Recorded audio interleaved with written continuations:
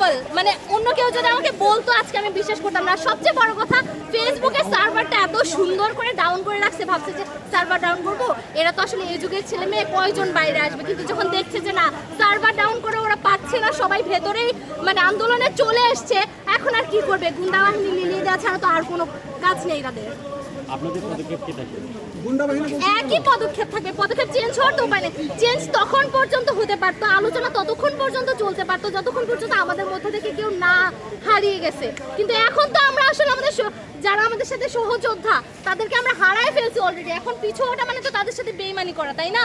আচ্ছা আপনি কি বলতে পারবেন যে আজকে এই যে ঘটনাটায় আনুমানিক কতজন আপনাদের আহত হয়েছে? আমি বলতে পারবো না, আমি শুধু বলতে পারবো যে আমার সারাউন্ডিংসে আমি যতগুলো দেখেছি, আমি 15-20 জনকে আমি দেখেছি। বিশেষ করে 2টা আপুকে দেখলাম আমি এখানে বুলেট নিয়েও ওরা ভেতরে এসে আটকে গেছে, ওরা যেতে পারছে না মেডিকেলে পর্যন্ত। আচ্ছা, আপনাদের সিদ্ধান্ত কি, পরবর্তী সিদ্ধান্ত কি? পরবর্তী সিদ্ধান্ত সমন্বয়ক যারা আছে তারা জানাই দিবে, কিন্তু আন্দোলন চলতে থাকবে।